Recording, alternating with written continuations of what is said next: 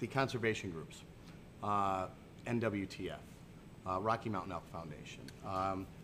Talk a little bit about that and how important it is for you to have partnered with and to be supporting and to be a benefactor to organizations like that.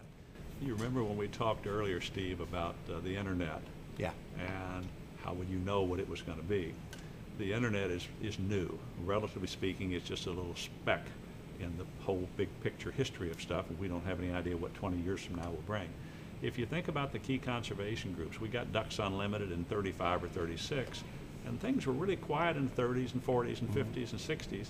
All of a sudden in the 70s now, we begin to wake up a little bit more and begin to get organized. So from about that time, you get National Wild Turkey, you get Rocky Mountain Elk, you get Wild Sheep Foundation, and 3 or 4 others that are there. And those things kind of are maturing now and kind of getting their legs and figuring out who they are. And it takes 20 or 30 years for that to happen. So Wild Turkey set out to restore wild turkeys.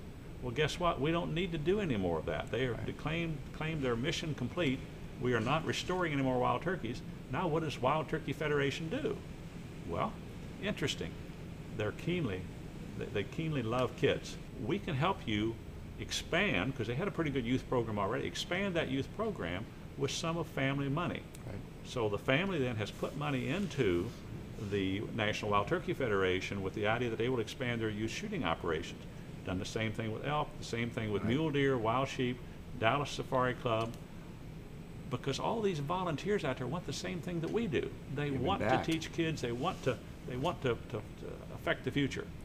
And so it's an easy thing for us because they are so very, very strong in what they do. They're very, very community oriented, so they're right in the communities, and they want to change the future by educating their kids on safe handling and safe use of firearms, which is exactly what the family wants. At the NRA this summer, there was you announced a program, your 12-12-12 program. Can you share with me how Midway USA has become involved with that, and other companies that you know that have become involved with 12-12-12?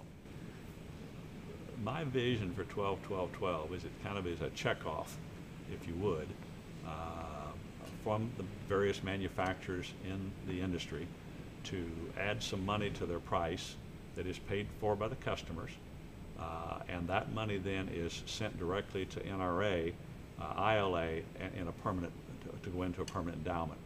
So 12-12-12 was just kind of, it's the elections 12-12-12. We're thinking about that. So that's the basis of the name, Project 12-12-12. Pretty easy to say. It's like Herman Cain's 999. Okay, he copied that after hours, I'm sure. The family agreed that for every dollar that was put into 12-12-12 by our customers, that we would match it.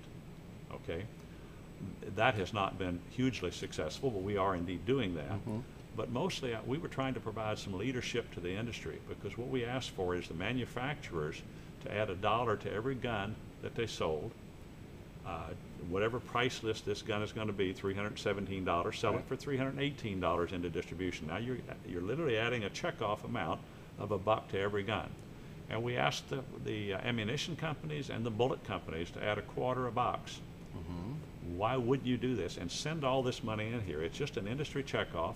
It's supported by customers like you and I. When we buy a box of ammunition, we pay an extra $0.25 for it. Okay? Do we care? Well, we care about where the money goes and how we build this national endowment to protect the Second Amendment. So I think the greatest success so far, Mike Pfeiffer saw me on the streets there that next day, and he said, Larry, I think we can do something on that. And you know about the Ruger $1 Million Plan. Well, that's based on that speech that I made about Project 12-12-12. So what Midway, as a little company in Columbia, Missouri, is doing isn't particularly significant, but the leadership that we're providing to the industry to think, you know what, that's a pretty good idea, and we can do that, and it'll be good for the industry, and our customers will love us for it. Mike Pfeiffer, pretty smart guy, he figured that out. What else will happen for the 2012 year, because those prices are all being set right now? I don't know. Wouldn't it be phenomenal if every gun company added $1 and every bullet and ammunition company added $0.25, and all that money flowed into the National Endowment for the Protection of the Second Amendment? Wouldn't that be great? That's spectacular. Your focus on giving back to the industry, your focus on running a successful enterprise here, your focus on customer value is something I wanted to make sure came across today, and you got to share with more of the people that are going to see this. So I know you always thank your customers for your business. I want to say thanks for your time. It's been a pleasure talking with you.